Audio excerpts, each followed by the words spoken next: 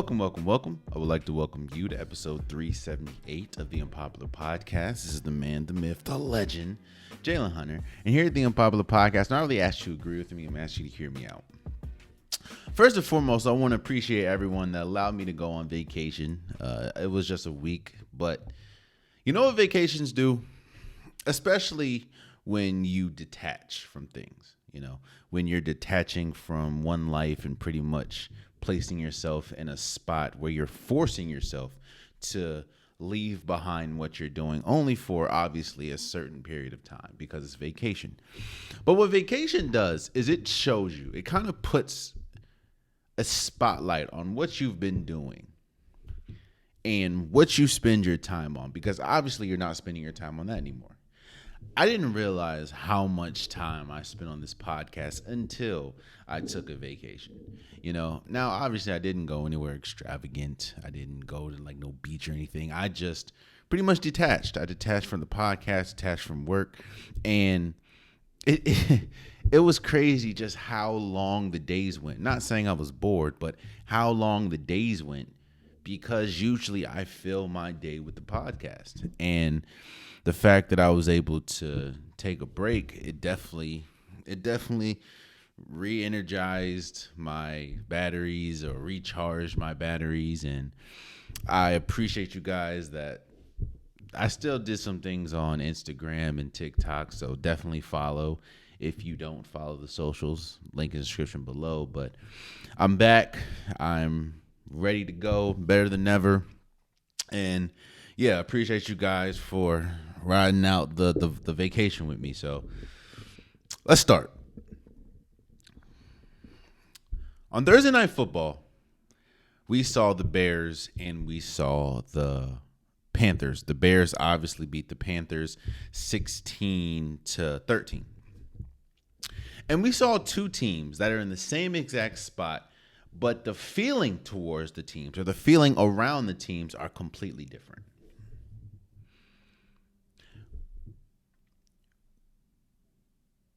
And that can happen from time to time. Teams that can be great or teams can have similar records or slightly different records, but the feelings around the teams could be the same. It could be different. When you look at the situation that's going on with Carolina compared to the situation that's going on with Chicago, the feeling is much different. Let's start with Carolina, because they're obviously the losers in the situation. And they have one of the worst record, if not the worst record in football at 1-8. And when there's disappointment there, obviously, because when you had the number one overall pick and you get Bryce Young, you hope, you don't expect, you hope that to be the number one overall pick, it takes your team to exponential heights quickly. We talk about being a first round pick or a lottery pick and the benefits that brings. And one benefit that we talk about a lot is it allows you multiple chances that maybe someone in the later round wouldn't get. We talk about Baker Mayfield a lot, and we talk about Johnny Manziel. Being a first round pick, being a top pick, gives you that type of leeway and gives you that type of grace that allows you to continue to mess up and continue to get second chances. I say this all the time with Baker Mayfield. And no, I don't think Baker Mayfield is terrible, but I don't think that he is on the level of a first round pick. I'll say this.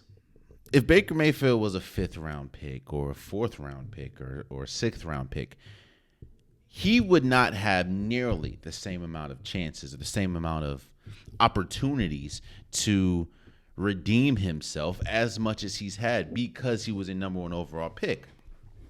Baker Mayfield has never, he had a good season, but he's never played to the number one pick status. Being a first round pick or being a top pick in the NFL gives you opportunities and gives you chances, let's say, that maybe someone in a later round wouldn't get.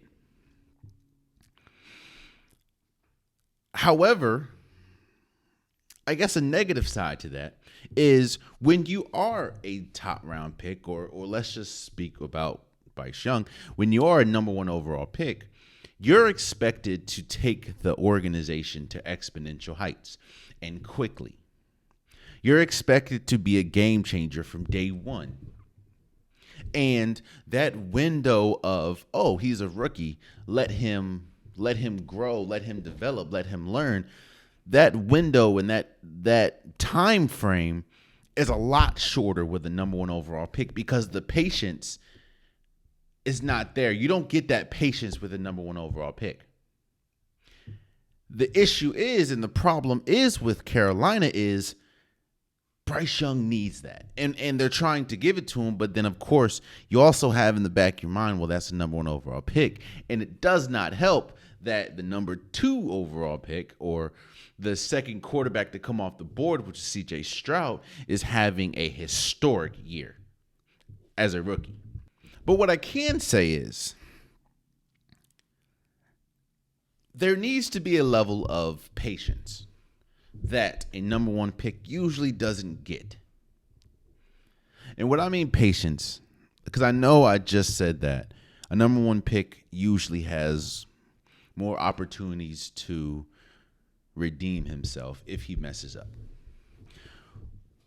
And I'm not talking about off the field. I'm literally talking about on the field. If you're not playing well, you have multiple chances because you're a number one overall pick or you're a first round pick. Bryce Young, it's very possible that Bryce Young, when we look 3, 4, 5 years from now, can be one of a top tier quarterback. He is furthest from a top tier quarterback right now. And while you have some people that are saying, give it patience, you have some people that are also saying, hey, but he's a number one overall pick. There shouldn't be that much patience with a number one overall pick because not only are you a number one overall pick, meaning that you're looked at as the best player in the draft, but the person that you were kind of butting against in the draft at C.J. Stroud is going crazy in Houston. There is some hope and there is some anticipation of the future with Carolina because when you hear people talk, when you hear analysts talk, when you hear reporters talk, while yes, there is a level of frustration that he hasn't looked good, there also is a level of patience. And you can see the framework of a good team in Carolina. Maybe Frank Reich, who is the head coach, isn't the coach for this team, but you can see the framework. You can see a really good defense with this Carolina Panthers. You can see a good wide receiver when we talk about Adam Thielen and we talk about Hayden Hurst at the tight end. You can see a good running game with Miles Sanders, even though he hasn't really been good after getting that contract. But I also think it's because of how he's being used in Chuba Hubbard. You can see the frameworks of a really good team with the Carolina Panthers. What's needed more than anything right now is just patience. And that's another thing that isn't really accepted in sports. And I'll talk about that towards the end when we talk about end of careers, right? The one thing that is always on the back of people's minds, but it's never really affected until it's affected, is sports keeps going. And now more than ever, because talent is so vast, and you look up, and it doesn't matter. You look at a lot of rookies in the NFL and the NBA and sports, and that development window isn't as wide as it used to be because they're just coming in so good. You know, the talent gap isn't as far as when we talk about rookies and veterans these days. And sports just keeps going. That's why when you hear a lot of people say, hey, the game will be here with or without you, that is true. And patience, you're not really allowed to have that much patience, even though it's needed. You're not able to have that much patience because the game keeps going.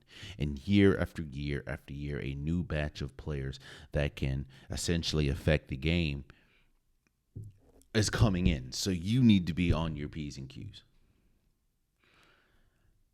And with Carolina, because you traded, up to get Bryce Young, you don't have the number 1 overall pick, even though you might have the record to get the number 1 overall pick. But there isn't a feeling. There shouldn't be a feeling of panic with Carolina. There should be a feeling of patience. There should be a feeling of, we possibly, right now it doesn't look like it, but we possibly have our answer at the quarterback position. We possibly just need maybe another wide receiver, more skilled positions, but we may have our option. We just need patience. The same thing can't be said for Chicago, the winning team on Thursday night. I said going into this episode that there are 2 different fan bases and 2 different organizations that feel completely different. When we talk about Chicago, there's a lot of uncertainty with Chicago, just like there's a lot of uncertainty with Carolina, but the future looks much different for both organizations. Carolina doesn't have a history of winning, right? But it has a history of, you can kind of tell they know what they're doing. And what they're doing may possibly not ultimately work, but you know a direction they're going in, whether they have Ron Rivera, whether they have Cam Newton, whether they had Sam Darnold. They tried that, didn't work. They tried Baker Mayfield, didn't work. They tried PJ Walker, didn't work. But they're trying things. And you can tell the direction that they're trying to go is forward. With the Bears, at least in recent history, they have not had a sense of any type of direction. And as you look today, I think they have the number 1 overall pick and like number 3 or 5 or something like that. And there's not a level of calmness in the Chicago Bears organization. There's not a level of, okay, well, we have the number 1 overall pick right now, and we have, I think, the 3rd or 5th number or pick. We're going to be okay. No. Look at just the landscape of Chicago's team right now. You have a quarterback in Tyson Bagent, who is a D2 quarterback who nobody thought he would be playing right now. You also have the frameworks of a good team. You just traded for Montez Sweat. You have DJ Moore. You have Cole Kmet. You have Darnell Mooney. You have St. Brown. You have the framework of a good team, but you have shown from time and time and time, even now, that you will find a way to mess it up. You will find a way to whether have a good team, just not have a good coach, or have a good team, just not have the good quarterback, or have a good offense, not have a good defense, or how it's historically been, have a good defense, don't have a good offense. They have found a way to mess it up year after year after year. That is Chicago. And now you're sitting in a situation where you have a generational type player that could possibly come in from the draft in Caleb Williams. You also have a generational type wide receiver that could possibly come into the draft at Marvin Harrison. Jr. or the second. I don't know. But then what do you do with Justin Fields? And I will sit here and I've said this on this podcast before. Justin Fields has regressed, yes. I feel that there have been flashes of greatness from Justin Fields, but overall, Justin Fields has regressed from what he looked like in those flashes and what I thought he would be, especially where he was drafted at. But I can also admit, and I can also attest to the fact that Chicago has been horrible at helping him and Justin Fields develop. And they've also been horrible at surrounding him with the pieces that is needed to be successful. I say this all the time. I don't care who you put on that in that organization. And that's how football goes. You can have the greatest quarterback of all time. Tom Brady can be a Chicago Bear, but if the offensive line isn't good, if he doesn't have the necessary weapons to thrive, if he doesn't have the coaching staff to get the best out of him, he won't be the best quarterback or the best player of all time. He would be just Tom Brady.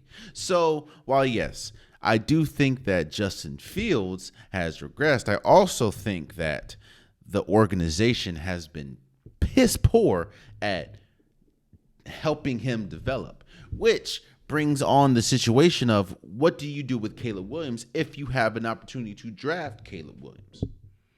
Do you give up on Justin Fields, who, like we've said, has shown flashes, but ultimately has regressed? A lot of his regression has been due to the organization. Or do you start over with Caleb Williams, who a lot of people consider is a once-in-a-generational talent? There's a lot of question marks, but a lot of those answers to the question marks can be negative situations for the Chicago Bears. Like I said, two different organizations and two different feelings for these organizations. That, of course, is Carolina and Chicago.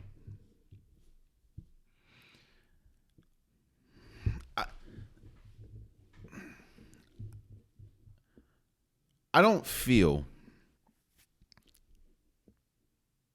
Thursday night football was a bad showing of the NFL, obviously. You have two teams that are combined at this moment, that's combined 4 and 15. That doesn't show the best of the NFL. But it did show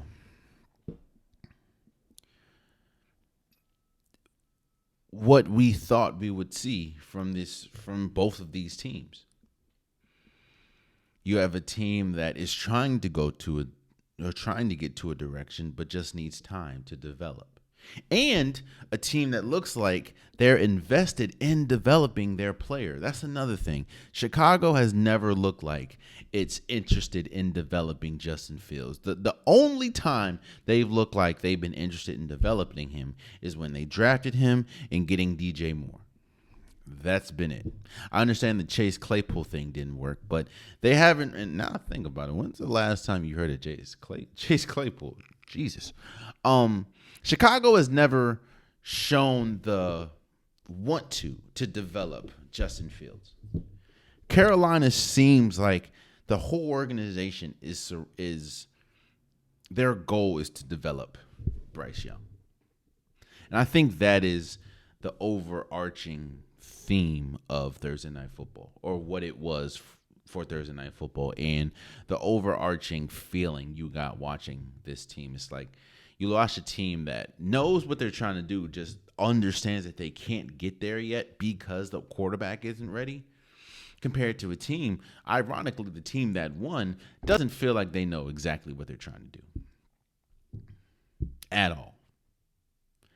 And I don't want to poop on their parade, because obviously they did win in a game that only saw one offensive touchdown. and 2 total touchdowns.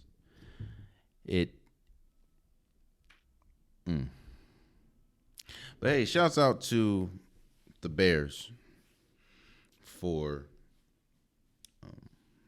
beating the Carolina Panthers 16-13 on Thursday Night Football. Sticking with football, I want to give because we're at the halfway point of the season, and I'm going to give my Week 10 predictions, and I'm also going to give my top 10 teams and why I placed them where I placed them in this episode. And with the season being halfway through, you know what a team is. It's very rare. You're past the trade deadline, so it's very rare that teams are going to change the fabric of their approach halfway through the season. Actually, a little more than halfway through the season. You know the team that you're playing. These teams are now embedded in their cultures, and these teams know what they are. So with that, let me first get the Week 10 predictions out the way first before I give my top 10 list. At first, you have the game in Germany, I believe. It is the Colts at Patriots. This game is hard to predict because of the quarterback position, obviously. I think Gardner Minshew is going to play for the Colts. And, of course, you have Matt Jones, who I don't think has been great at all this year. I'm going to go with the Colts just because I don't like what I'm seeing out of the Patriots. I don't like what I'm hearing out of the Patriots. Looks like J.C. Jackson isn't going to play for – you know what's crazy? How different we look at J.C. Jackson now ever since that trade from the Patriots to the Chargers. Ever since then, he's just been downhill. But I'm going to go with the Colts beating the Patriots in Germany, I think. Another thing. This is actually one of the best weeks we have seen in a while in football. You have so many compelling matchups. Speaking of, you have the Browns at Ravens. You have, I think, the top 2 defenses going against each other. You have Lamar Jackson. You have Deshaun Watson, even though Deshaun Watson hasn't looked like the Deshaun Watson of old. And that's kind of why I'm going to give the... Here's the thing. Let me first say shouts out to the AFC West. If you look, every single team in the AFC West, if the playoffs started today, every single team would make it in the AFC West, which to me that's why I said the AFC West is the best division in football. And I'm also shocked about, with the Steelers being as poor defensively as they are, or offensively, I'm sorry, to be second or third in the division is crazy. So with this Browns and Ravens game, it's very hard to beat an opponent twice, especially a divisional opponent. And the Ravens have, I think, the toughest strength of schedule moving forward, starting with this week, because they have Sunday, they play, of course, the Browns, and then they have to go on Thursday and play the red-hot Bengals. This game, to me, is going to come down to the quarterbacks. Now, I know that's easier. I mean, that's obvious. But these are the top 2 defenses in football. And I think that it's going to be which quarterback is able to find the seams or find the holes that can be exploited, because there aren't going to be many. And I think that Lamar Jackson is playing much better than Deshaun Watson right now. Deshaun Watson, we're still waiting for him to get close to the Deshaun Watson that we saw in Houston. And on top of that, the Ravens can beat you in multiple ways. And because of the Nick Chubb injury, the Browns really can't. So because of that, I'm gonna go with the Ravens beating the Browns. Another reason why I think this is hard is because teams understand. I understand it's a divisional matchup, great, but teams understand the landscape of the league, and teams understand that right now the Ravens are one of the best teams in football. And then you're about to go up against another team that is red hot. And we saw the capabilities of their team in the Bengals on Thursday. And because of that, teams sometimes overlooks other teams. But this is a divisional matchup. I'm going to go with the Ravens beating the Browns. Titans at Bengals. This game, I think, is going to be an upset of the week because T. Higgins has confirmed to not be playing. Jamar Chase, he is hurt with a back injury or a hip injury, I think, lower back injury. And the Texans are riding a incredible game from C.J. Stroud. I think he had the most passing yards from a rookie in NBA or NFL history for one game. I think it was like 470. I think that because you're not going to see 100% Jamar Chase, because you're not going to see T. Higgins, and I do like how the Texans are playing. I think the Texans are going to beat the Bengals. I feel that is what's going to happen. So I have I have the Texans beating the Bengals because you're not playing a 100% Bengals. You have the 49ers at Jaguars. Now, I'll give a little sneak peek, a little spoiler alert. The Jaguars have been one of the best teams in football that we don't really discuss, and they are going to land on my top 10. I'm not going to say where yet, but they are going to land on my top 10. You're going up against a team in the 49ers that it feels more desperate for them than anything. I mean, they are coming off the bye week, but before the bye week, they're coming off right now they're on a 3-game losing streak. And you don't want to continue to lose your grip of not only the NFC West, but of the NFC in general. And you don't want to find yourself on a 4-game losing streak.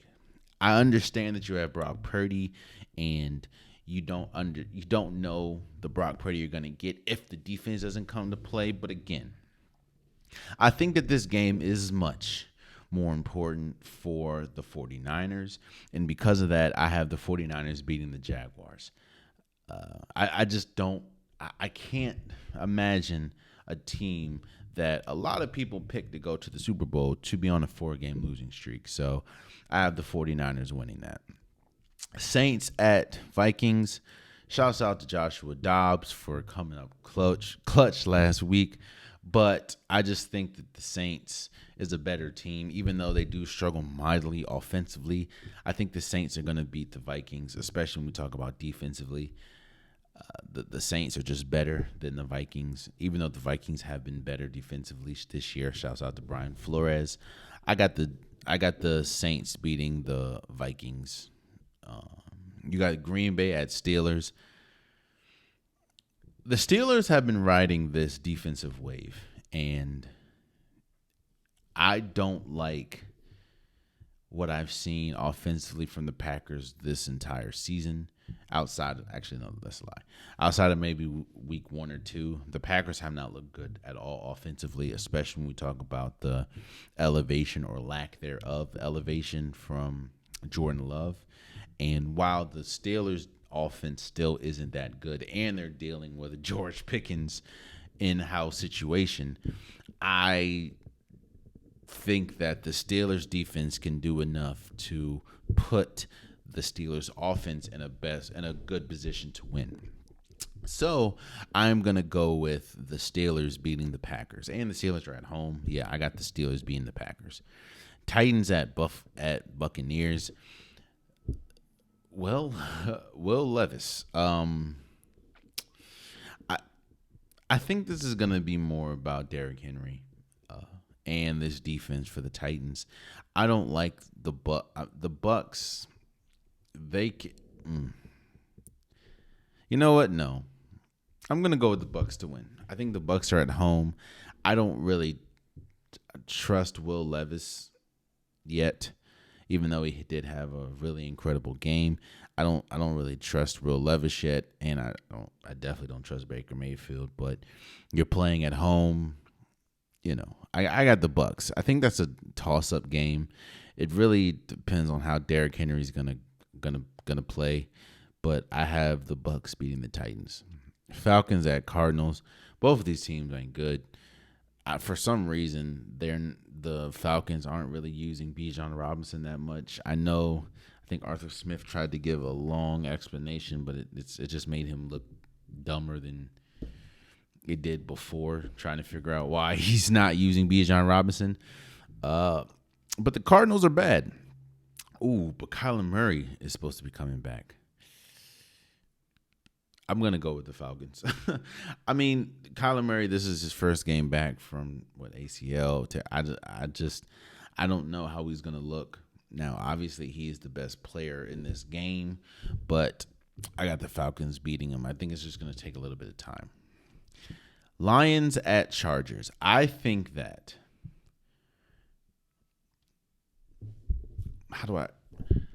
you're going to know if the Chargers is a playoff team by this game. I think if they lose this game, they are not a playoff team. Because the Chargers, quiet as it's kept, this is the litmus test for the Chargers. You're going up against one of the best teams in the NFC. You're going against one of the best teams in football, in the Lions. The Chargers you're going to know. This is a litmus test game for the Chargers. Quiet as it's kept. Most of the litmus test games that the Chargers have played this year against the Dolphins, against the Chiefs, they've lost. They also lost multiple games that they shouldn't have lost. If you can beat the Lions at home, then you should not consider yourself a playoff team.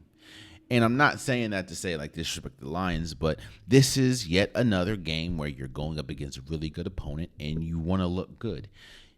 If you don't, we'll see. But I have the Lions beating them. I just think the Chargers defense has been terrible.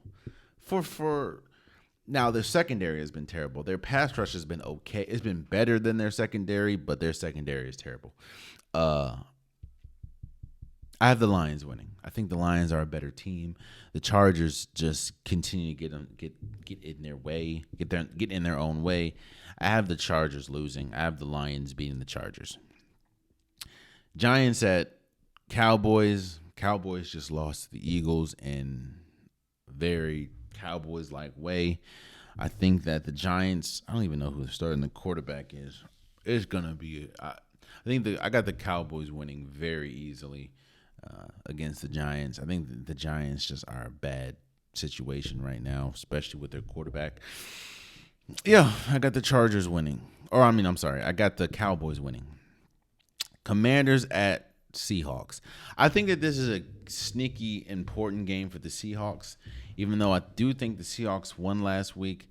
No, they lost. The Seahawks got destroyed by the Ravens. I think that I think you're still number one in the AFC or NFC West. You want to remain that way. And while, yes, you're going up against a okay now defense for the Commanders, and they have a really good offense. Outside their offensive line is terrible. I think the Seahawks are going to win. I think the Seahawks I think they're the better team. I think they understand that this is a very important game, even though the opponent might not be that good as the Commanders. This game is important, especially moving forward when we talk about standings and rankings and stuff like that. So I have the Seahawks. Monday or Sunday Night Football, Jets at Raiders. I have the Raiders. Zach Wilson's not good. And it's so bad that the person that has pretty much been his cheerleader in Robert Saleh has even said, hey, I have nothing. When asked why Zach Wilson is still the starting quarterback. So both situations are pretty bad. That is the Jets and the Raiders. I have the Raiders beating the Jets on Sunday Night Football. And Monday Night Football, you have the Broncos at Bills. I have the Bills. The Broncos just aren't that good of a team. And the Bills are better than the Broncos. So those are my predictions. Let me know what you guys think. Let me know who you have winning, who you have losing. I'm very interested in finding out. So let me know. Speaking of finding out, let's get to it. Let's get to my top 10 teams right now in the NFL. Now, I did find it a lot harder to rank the bottom of the list and the top because there's a lot of teams that definitely could find themselves, and you can make an argument that should be on this list that aren't. For instance, the Seahawks didn't make my list, but I think the Seahawks are still a really good team, and I think, it did show me a lot them losing to the Ravens the way that they did on Sunday, but I do think that the Seahawks are a good team. What's another team that didn't make my list? The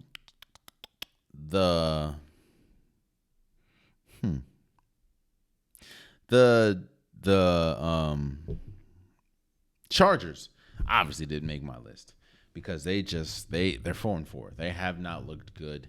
They have not looked anywhere close to how good I projected them to be coming in. So it was a difficult. The Browns didn't make my list because I think we're still waiting for the offense to catch up to the defense. We're still waiting for that Deshaun Watson to come back. And if he does come back, then this team, the Browns, is a clear-cut Super Bowl caliber team, but we're just waiting for the offense to catch up to the defense as far as good, how good they've been. So those teams, and there are obviously multiple that could have made it, but those teams are teams that didn't make my top 10. Let me start at number 10. And I have the Detroit Lions. I know that it's very hard to look at the Detroit Lions because I think the last time you saw them, they were getting their head blown in by the Ravens. But this team is a good team. I think it is a clear-cut, easy, and I think it's pretty much mathematically impossible to lose at this point. The Lions are going to win the NFC North. First time in a while. And if we take away and just put the blinders on as far as what we saw against the Ravens game, this Lions team is a Super Bowl caliber team. This all the components of a Super Bowl caliber team that we've seen throughout the last few years, the Lions have, whether that's an explosive offense, a really good defense, a really good coach. They have all of it. It's just the reason why I'm putting them at 10 is because I need to see more of that, and I need to see that against maybe higher caliber, even though they did beat the Chiefs, not the first game of the season. I just need to see that more, and I want to see what they look like in the playoffs. But right now, I have them at 10. And I also have them at 10 because of Jared Goff. I still think Jared Goff is good. I trust Jared Goff, but there are quarterbacks on this list that I trust more than Jared Goff. Now, again, I'm not saying he's bad, and he has ultimately beat maybe a quarterback or two on this list, but I just need to see it more. I'm not saying Jared Goff is bad to any stretch at any stretch of the imagination, but what I'm saying is I trust quarterbacks more than him. But the Lions are a Super Bowl caliber team, and I have them at number 10. At number 9, I have the Buffalo Bills. I think going into this season, I'm not going to speak for anybody else. I'm going to speak for myself. Going into the season, I may have overestimated the Bills. And I think the Bills is a perfect example of why Super Bowl windows close and how they close, because they close differently for different organizations. Some organizations, their Super Bowl window closes due to injuries, i.e. the Jets. I think the Jets were a Super Bowl caliber team until, of course, Aaron Rodgers went out.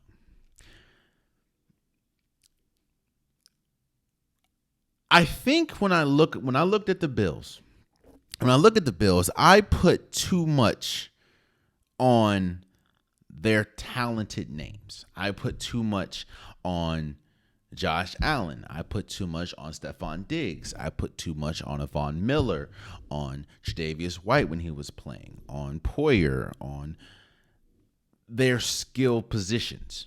And when I say put too much, I'm meaning I'm putting too much stock into that. And I'm not looking enough at the holes that they have, even with those skill positions. I'm not looking at the fact that for the longest they have struggled, even with Von Miller, because Von Miller was hurt, but they have struggled with the pass rush.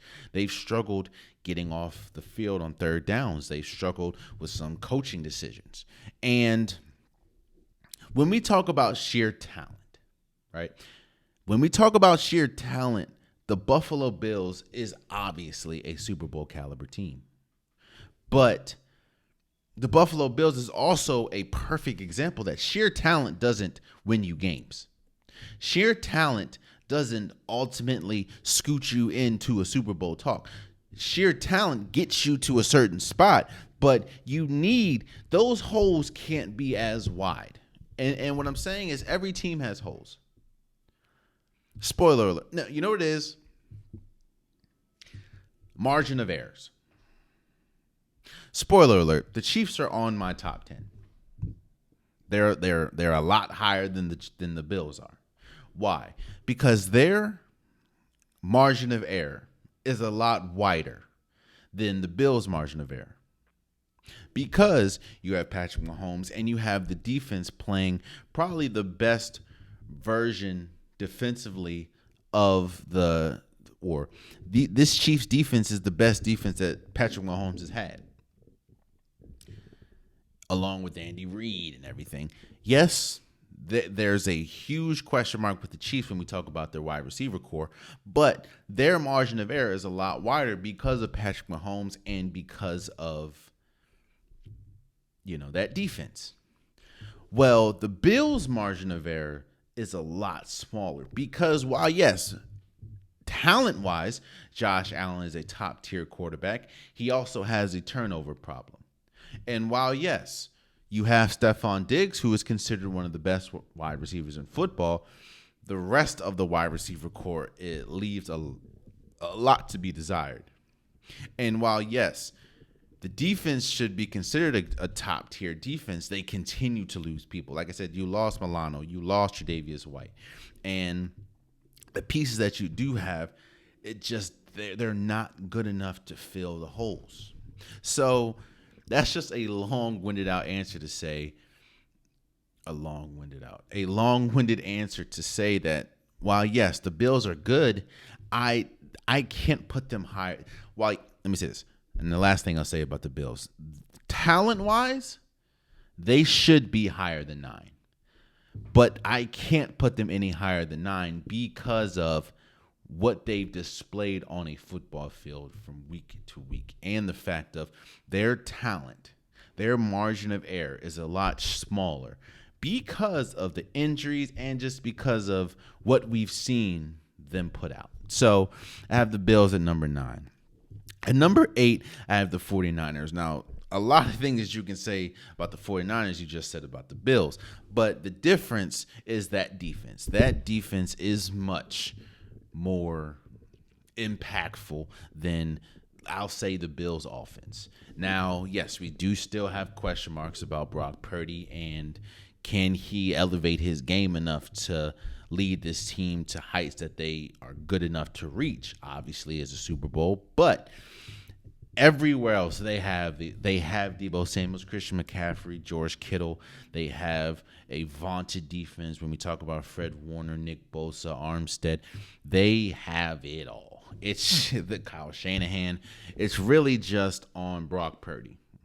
And as we've seen, when we talk about margin of errors, the 49ers have a large margin of error because of just how talented that team is. So, yes, we need to see more out of Brock Purdy, which is honestly why I have them at 8. But as a whole, their team should be a lot better than number 8. But at number 8, I have the 49ers. At number 7, I have the Dallas Cowboys. The Dallas Cowboys, like I said earlier, they did lose to the Eagles, but this is probably one of the first times where I don't put the loss on Dak Prescott. Dak Prescott arguably was the best player on the field. The issue is Dallas has to overcome the moments, has to overcome the getting to the red zone multiple times and having Dak Prescott run out of bounds for a 2-point conversion, or the clock management that yet again bit them in the bud, or throwing the ball and the tight end is just a yard or just inches short of being a first down. So now it's turnovers on downs. They need to overcome those moments. And as we've seen, almost every single time that Dallas loses, it's because of those moments. The Dallas is good enough to be all of these teams on my list are Super Bowl caliber teams, or good enough, or I wouldn't be shocked, let me say that, if they were in the Super Bowl. I just need Dallas to clean up those moments, which they have not been able to do for years, which is honestly why I have them at number 7. So Dallas, I have 7. I talked about when I gave my predictions for Week 10. I said that the Jaguars were going to be on this list, and I have the Jaguars at number 6. The Jaguars have one. Literally one problem. Now, that problem is a huge problem, but they have one problem, and that is their turnovers. The Jaguars turn the ball over way too much, which has ultimately lost. They only lost 2 games, but put them in situations that obviously they shouldn't be in. But outside of that, quiet as it's kept, Trevor Lawrence has been much better this season. The running game with Travis Etienne has been great. The defense has been great, even though Zay Jones has been out, but Christian Kirk has been great. This Jaguars team, is one of the best kept secrets in football right now. And this team, shockingly, can go and beat anybody. That's how good they've been. Now, again, they need to work on their turnovers. If they just stop turning the ball over, they would be much better than 6th. But I have the Jaguars at 6. I have the Dolphins at number 5. I have to respect that they are one of the most prolific offenses we've seen. I have to respect the fact that while, yes, they have struggled against top-tier opponents and opponents with a winning record. I think they're 0-3 against opponents with winning records. They are good enough to. It's kind of like a basketball team, man. Like the Golden State Warriors, that when they flip a switch, it's over. Not just the Golden State Warriors, any team. When they flip that switch and they're firing on all cylinders, it is a wrap. And that is the Dolphins. I do think that they need to be better at probably pass protection and possibly rushing the quarterback, even though they have been good at times.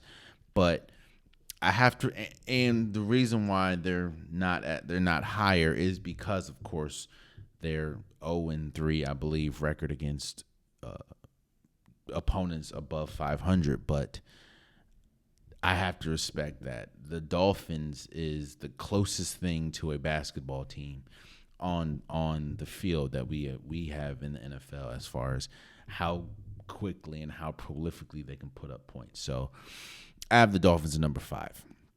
And number 4, I have the Bengals. Now, I know. I was one of the people, I even put a video out saying that they should bench Joe Burrow. Now, at the time, I will defend myself. At the time, Joe Burrow was playing terrible. And Joe Burrow was the biggest issue because of his health, was the biggest issue and the biggest thing holding, or the reason that the Bengals were not playing well. Joe Burrow was back. Joe Burrow was perfectly healthy, and Joe Burrow has shown us why he is one of the best quarterbacks in football. And the Bengals, this is also a team that probably the best defense that Joe Burrow has had as well. Now, yes, the injuries to T. Higgins and Jamal Chase is concerning at times, obviously. But the Bengals, when they're firing on all cylinders, as we saw last week, they they are one of the most explosive teams in football. So I have the Bengals at number 4. At number 3, I have the Kansas City Chiefs. Again, we know the issues. The issues is obviously the offensive line. I'm joking. The issues with the Kansas City Chiefs is obviously their wide receivers and which wide receivers are going to step up outside of Travis Kelce, who, while Travis Kelce is still good, he is obviously getting up there in age and those hits are starting to pile up. So he isn't as explosive as he's been, but Travis Kelce is still good. Well, you need a number 2. You need a second option. As great as Patrick Mahomes is, you need a wide receiver to trust. And I think Rice might be, it's Rashad Rice. He might be the one, but we still need to figure that out. We still don't know. So that's the only issue with this Kansas City Chiefs team. And their offensive line isn't that good, but it's when you have Patrick Mahomes and he's still Patrick Mahomes, then that's okay. That's honestly the biggest reason why I have them at number 3 is because, again, you have Patrick Mahomes, you have the big trio, Patrick Mahomes, Travis Kelce, and Andy Reid, and this is the best defense. This is one of the best defenses in football. And we haven't been able to say that about a Patrick Mahomes-led team. So I have the Chiefs at 3. At number 2, I have the Eagles. Now, I know a lot of people are putting them at number 1, especially after them beating the Cowboys.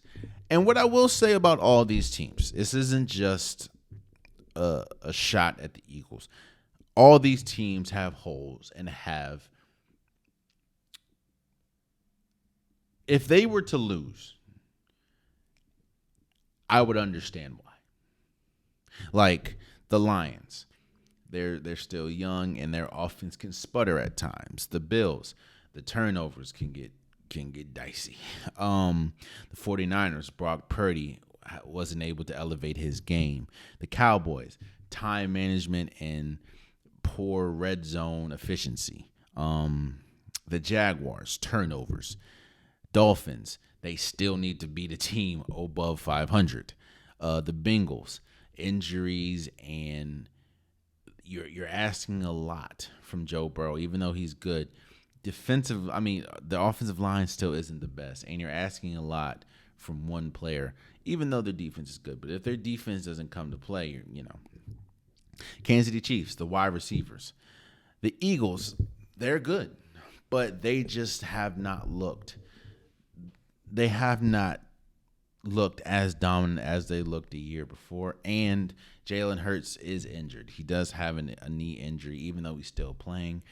And they've only lost one game this season, but Jalen Hurts does not look anywhere close to the Jalen Hurts that we've seen. Now, again, a lot of people say that and fail to mention that the schedule is tougher this year than last year, and obviously they have a new offensive coordinator and a new defensive coordinator, so that's going to take some time. But even in that, even with them not looking as good, especially defensively, they're 8-1, 9-1, like they're still good. So I have the Eagles at number 2. And number 1, I have the Ravens. Now, the Ravens, I know going into this year, I even put a video out. I predicted that the Ravens not only were going to win the Super Bowl, but Lamar Jackson was going to win the MVP. As we sit here today, the Ravens are favored to at least make it to the Super Bowl, and Lamar Jackson is leading the league in completion percentage and leading, at least in vote getting, in MVP. Or he is the favorite to an MVP, his second MVP. The Ravens can beat you in multiple ways. Like most teams, but well, not most teams. The Ravens can beat you in multiple ways. They can of course ground and pound run with Gus Edwards and Lamar Jackson and Martin. They can run the hell out the ball. They can also you're starting to get a the wide receivers and Lamar Jackson starting to get a familiarity. So Nelson Aguilar is starting to play a little better. Rashad Bateman is starting to play better. Odell Beckham Jr., he just got his first touchdown on his birthday last week. You have this team playing better, and of course you have Mark Andrews.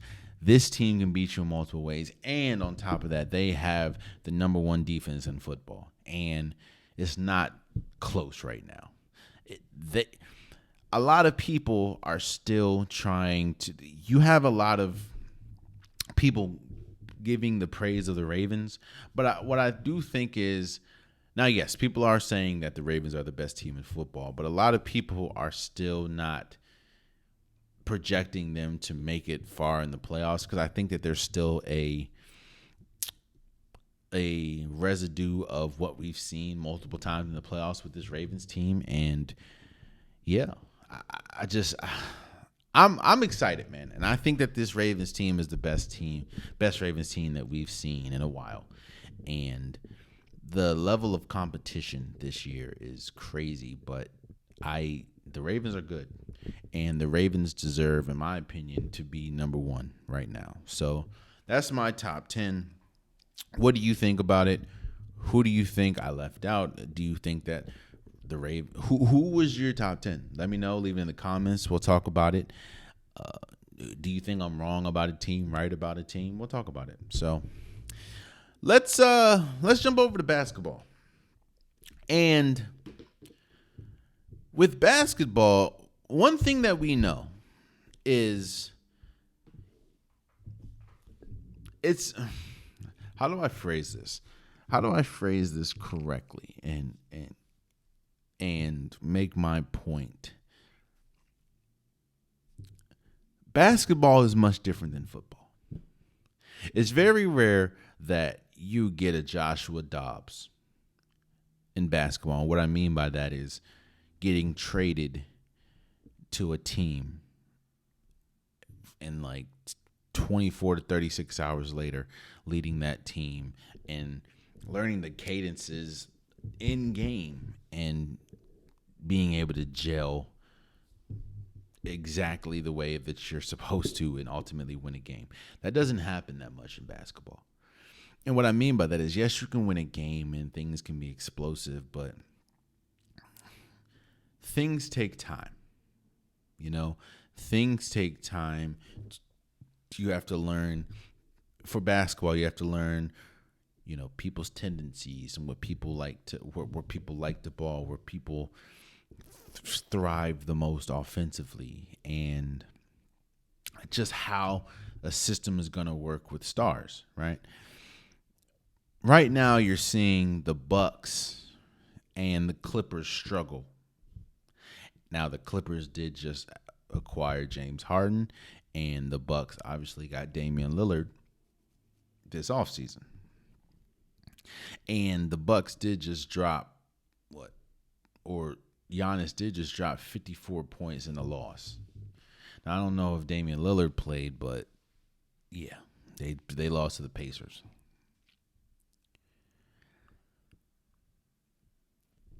What I will say is things take time. And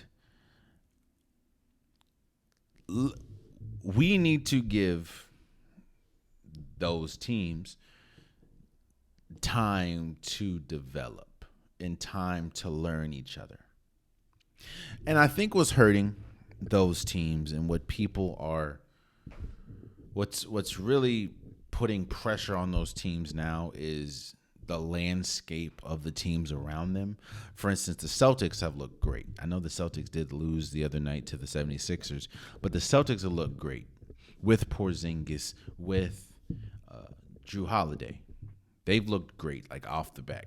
It's very rare, but they look great. Now, you're also not adding two stars.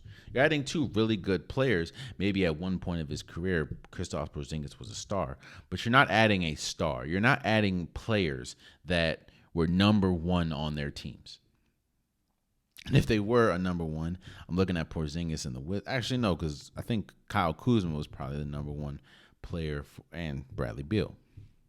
So you're not adding number ones to a team. You're adding very good complementary role players to the team. So it's not going to be as much of an adjustment because you still have Jason Tatum playing the way that he's playing. You still have Jaylen Brown playing the way he's playing. You're just adding enhancers. You're adding Jrue Holiday and his defense and his championship moxie and his on-ball ability. You're adding Porzingis and his rebounding and his blocking and his shooting. So that much doesn't need to be changed. For the 76ers, yes, you give up James Harden, but you still have the reigning MVP in Joel Embiid, and Tyrese Maxey has looked great, and Tobias Harris has looked good. You don't need to add. Yes, it's pretty much addition by subtraction, you know? You lose James Harden, but you get a slew of good complementary pieces for a team that didn't really need another star. When we talk about the Clippers and the Bucks, let's look at the Bucks. You're adding a player that has been the number one option his entire career in Damian Lillard. Now you're adding him to a team where he is the definitive second option, and that is to Giannis. That's going to take time. Now, yes, Damian Lillard is almost on the same level of importance as Giannis when we talk about, where they dominate on the floor, but it's going to take time. Same thing for the Clippers. People are confused that the offense has looked much worse with James Harden. Well, you're adding one of the most ISO players in NBA history in James Harden to a team that has three players that thrive with the ball in their hand already, and then Kawhi Leonard, Paul George, and Russell Westbrook. And for people that were trying to kill me about saying that James Harden didn't work with Russell Westbrook, we're seeing it. They have not thrived at all with both of them on the court, mainly defensively. Now, again, I just think it's going to take time. I think one of them got to go to the bench, which sucks because I think it's going to have to be Russell Westbrook, even though Russell Westbrook has been great for the Clippers. But I do think it's going to take time. And I think when we look closer towards the end of the season, that both of those teams are going to look good. Or I'll just say better than they look now. I don't know about the Clippers. No, that's a lie. I think that both teams are going to look good. Now, I'm not going to say the Clippers are championship caliber teams or a championship caliber team, but I do think that they'll look great. So, I'm sorry, I'm recording this. I'm recording this on a Tuesday afternoon, and I'm waiting to see. If it doesn't happen by the time this goes out, then so be it. But I'm waiting for the Michigan ruling with Jim Harbaugh, so that's why I keep looking at my phone. So I apologize if you're wondering, why is he looking at his phone? That's why. There have been some pleasant surprises so far this early in the season. The Warriors are one of them. Now, it's not a surprise that they're playing well. It's a surprise of how seamless Chris Paul not only has taken to coming off the bench, but how his presence off the bench has just enhanced how good the bench is. Now, Jonathan Kuminga has been much better, even though he still has bonehead plays at times, but he has looked really good. Moses Moody has looked great. Dario Saric has looked important. Now, Chris Paul offensively has not looked good as far as scoring the ball. He has not been good at all this year, but he has been the same Chris Paul as far as distributing the ball and assists. He's been great the entire season, or early in the season. So I think, and I also think it's crazy because the Golden State Warriors has lost I think they're 6-3 right now, and there has not been another player outside of Steph Curry that scored over 20 points. Now, Steph Curry is killing, and he is probably playing. This might be the best version of Steph Curry we've ever seen, and we're talking about a 2-time MVP, Steph Curry. He is, boy, them sand dune runs are really paying off. Steph Curry is going crazy, man. I'm also pleasantly surprised of how the Minnesota Timberwolves are playing. Now, that happens from time to time as far as they get off to really good starts, and they usually start to plateau between or around the middle to end of the season. But Anthony Edwards has played great, and he has emerged as one of the top young talents. That's been like that for a while now, but it's clear that he is one of the top young talents in basketball, and I do like what I've seen from the Timberwolves. I just wish some of that can be some of that success and whatever can be sprinkled on the Wizards, because they are 1-6. Now, I know that the Wizards were going to be bad this year. I knew it. Everyone knew it. But I just didn't think they were going to be this bad defensively. Like, they are probably the worst defensive team in basketball. It's crazy. There have been some other surprises, obviously. Like I said, with the whole taking time thing, that also has to be with the Suns. I don't think that there's been a game where Bradley Beal, Kevin Durant, and Devin Booker have all played at the same time.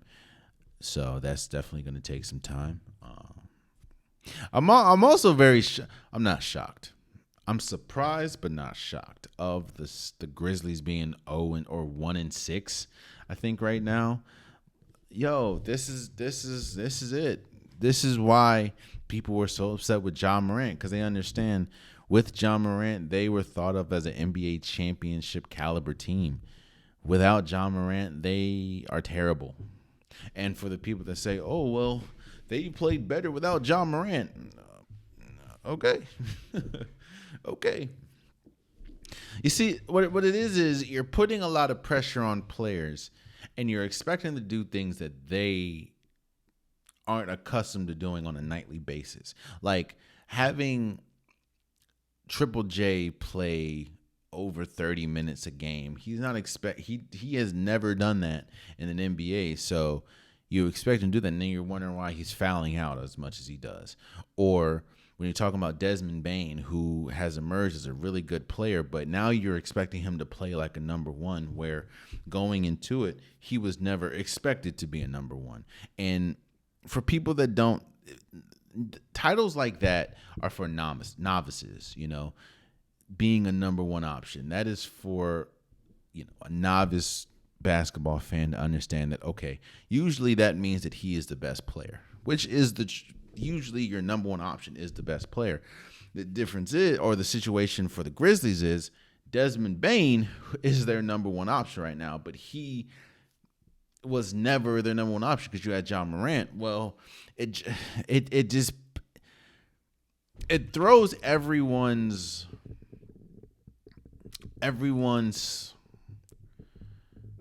expectations. You just kicks them up a notch, and a lot of people aren't ready for that. So that's why the Grizzlies are struggling. But it's still early in the season, and I'm giving everyone patience. It's not just the top tier teams. You have to give everyone patience because we have not played enough basketball for these teams to know what these teams are yet. So it is exciting, and I am I love watching games night after night. It's very interesting. And of course, people know that I love basketball, but yeah, man, let's just give these teams patience. Let's give these teams patience and enjoy what we're seeing. Like, are the Dallas Mavericks right now, which I don't think they're going to make the playoffs, but they've played incredible right now. They're one of the best teams in basketball. I could obviously be wrong. I do think that Luka has been great. I think he leads the league in scoring right now. Kyrie Irving hasn't been as great, but he's been good. Derek Lively is throwing his name as Rookie of the Year right now, but we'll see. Actually, no, because Victor Wembanyama is going crazy. We'll see. Speaking of we'll see, you know what the hardest thing about having to sell a product? And when you have to sell a product, you're not the person to sell it. You have to use other people to sell it. The hardest part about that is, what if those people don't take it seriously? Then the product ultimately suffers. That's been the biggest issue with NBA All-Star Weekend for the last few years, and why they're trying to get back to the whole East versus West thing. The NBA is a players' league. In fact, the NBA is the only league that really champions their players as much as they do, because they understand that their players ultimately is the product. Their players is the reason why people come and spend their hard-earned money to watch them. They don't come and watch the team. They come and watch their players. So when the players need to advertise the game, when the players need to advance the game and make the game exciting, i.e. slam dunk contest, 3-point shootout, the All-Star game, it's lackluster because they don't care enough. That was the biggest fear that I had about this in-season tournament. Now, I will admit that week 2 or week 3 of the in-season tournament, I don't know what the hell is going on. I don't understand. It looks like right now they're only playing games on Tuesdays and Fridays. I don't get that. I don't know. I still don't understand. I don't make sense. It don't make sense to me. But what I do like is that the players are taking it seriously. And the players seem like that they want to win as much as we want to see them play. I think that there's like a $500,000 prize for everyone on the team, which I think is more money than you get winning a championship. So, of course, people are going to play their all. But it's been exciting. Now, I will say that I absolutely hate most of the courts. You know what's funny about me? I am a very minimalistic person in a lot of things, or in some things. And then I do like extravagant gestures, others, or for other things. For example, man, I don't need some of them in tournament or in game courts are just too much for me. Like the Thunder court, like, dude, all that blue, I don't need that, man. Or the Bulls court, that is all that red. Like, just give me a simple court. I do like the in-season tournament trophy emblem that is in the middle of the court. I do like that. I just don't like all them colors. I don't need that. And it kind of goes back to the jerseys, man. I don't need them ugly city jerseys. Now, yes, some are better than others, but I don't need all that. It's just too much. Now, the games have been exciting. Them courts have made it hard to watch, in my opinion. Some of them are cool.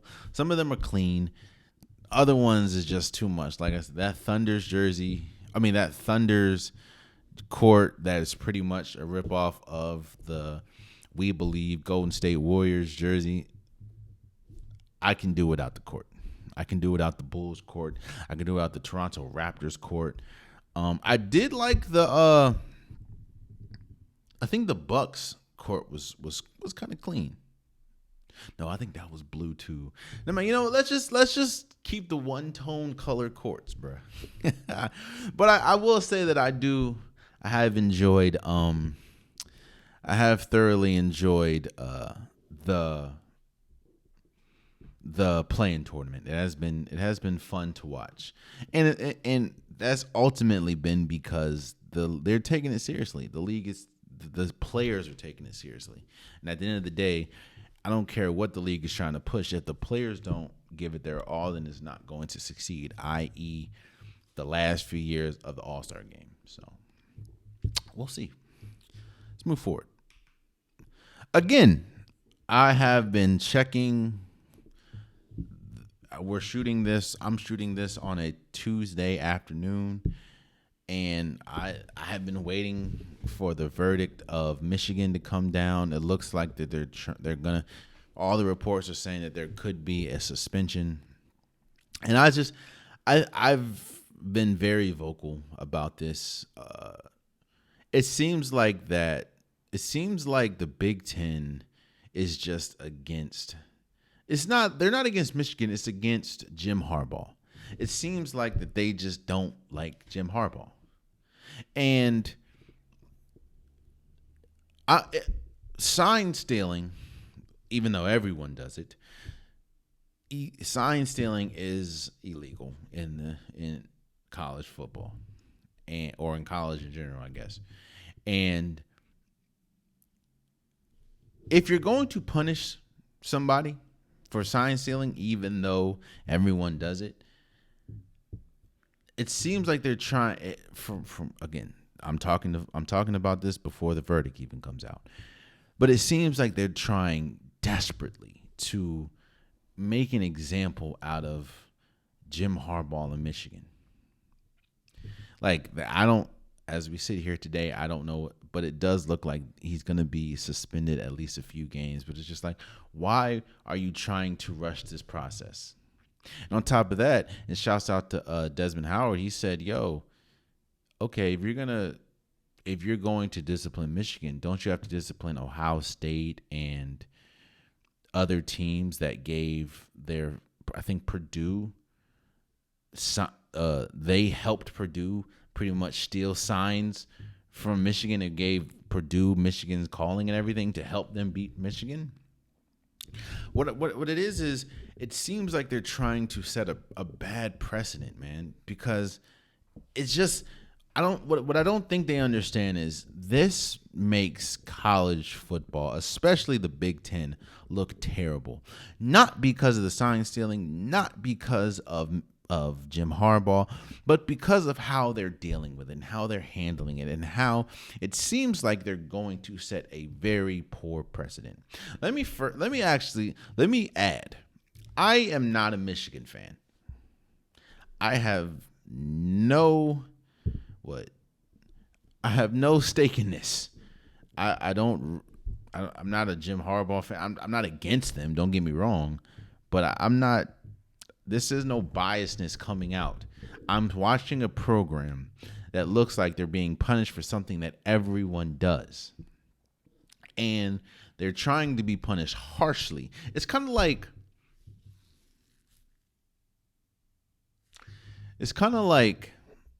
You ever been in class, school, since we're talking about college? You ever been in class and everyone's talking? Everyone's talking, everyone's causing commotion, but the teacher singles out one person. Even though everyone was talking, everyone was being disruptive, the teacher singles out one person, and that one person just gets annihilated. Like, that skull probably gets sent to the office, get in trouble. Even though everyone was talking. That's what it kind of feels like with Michigan. I don't know what's going to happen. Obviously, I'm recording this before the verdict comes down, but it just seems like they're trying to set a poor precedent against someone that did what everyone does. So, we'll see. We will see. Lastly, before I go, you have the unpopular topic of the day. I talked about this before, or I talked about this early in this episode, and what I said was sports keeps going. And sports' goal is to put the best product out there. Because at the end of the day, when you put the best product out there, you get more viewers and more revenue, and it just bolsters your product. It just bolsters your league. And there comes a time in every single basketball player or football player or athlete. It comes a time in every athlete's life where there has to be a pivot. And shouts out to Ryan Clark and everyone at the Pivot. You're seeing, primarily with basketball, a lot of players that aren't in the league but have the talent to be in the league. Or let me say this, aren't signed to a team but have the talent to sign to a team, like a John Wall, like a DeMarcus Cousins, like I don't know, like a Taco Falls or something, like a Tyreek Evans. I'm sorry. These players are good enough, but for one reason or another, they're not on an NBA team. Some players' careers end gracefully. Some players' career end on the mountaintop, like Ray Lewis. Last season, ended his career winning a Super Bowl. I think the same thing happened with Peyton Manning.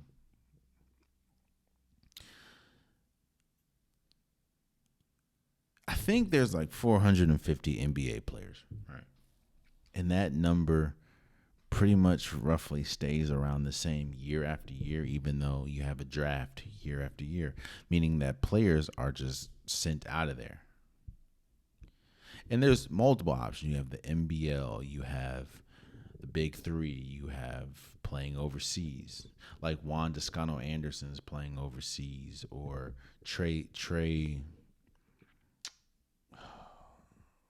I forgot his name, bro. But you have Kenneth Faried. You have, what I'm saying is, for athletes, you have to know not only when that pivot is, you have to be ready and know what you're doing with that pivot. Because I don't want to see, it's hard to see athletes trying to crawl back to something that obviously doesn't want them. Do I think that John Wall is good enough to be in the league? Yes. Do I think that DeMarcus Cousins is still good enough to be in the league? Yes. Especially when I'm not going to do that. And I'm not saying that they don't have another option. But what I'm saying is, when you get to that point, always have the pivot. And what I mean by always have the pivot, know what you're going to do. Because trust and believe, once a league throws you away, it's very hard to come back. And I don't mean throw you away on some Martavius Bryant stuff, and that he obviously had substance abuse issues or whatever, and he's obviously back with the Cowboys now. But and don't be ashamed. That's another thing. Don't be ashamed if you have to go another route. Like Kemba Walker having to play overseas. I think Kemba Walker, at least offensively, is still good enough to be in the league. Isaiah Thomas, still good enough to be in the league offensively. John Wall. But don't. Here's the thing. One thing that I don't want to happen is people that chase what was for so long that they lose the ability to capitalize on what is. Meaning, you're chasing getting back to what was, even though you're not there anymore. So why not maximize what's now? Why not go John Wall? Why not go play overseas? Now, there could be an opportunity where a team comes calling. That worked for J.R. Smith. J.R. Smith went overseas and I think put up 70 off the bench. And then obviously came back into the league, won a championship with the Cleveland Cavaliers and the Lakers. Bada bing, bada boom. But why not go and play overseas and maximize your talents there in hopes that you can, get back to the league? What I'm saying is, man, know when you have to pivot. Don't never be the last person, because never be the last person to pivot or to know when you have to pivot. That's all I'll say about that. And there you have it. That has been today's episode of the Unpopular Podcast. I truly, truly appreciate you guys. If you want a Popular Podcast shirt, hoodie, sweater, long sleeve joggers, the link in the description below. Now that I think about it, I gotta get me a new batch of Unpopular Podcast merch myself. So I'm going to do that after this episode. Get your Unpopular Podcast merch today. Whatever you need, I got you. Just click on the link below. Also, please subscribe to the YouTube. Please subscribe to wherever you're listening. It definitely means a lot to me. I'm trying to grow this podcast as much as I can. And I can't do it without you guys' help. Tell a friend, tell a friend, tell a friend. Subscribe if you like the content. Subscribe if you don't. Hey, help me. It means a lot. Also, follow the socials. Again, follow Instagram, follow TikTok. I post pretty much daily now that I'm back from vacation. I'm gonna be back to posting on the basis that I have been. So, just follow and leave in the comments if you have issues or if you feel some type of way. Again, keep it respectful, and I will respond. That's me talking. So, yeah. Until next time. Oh wait.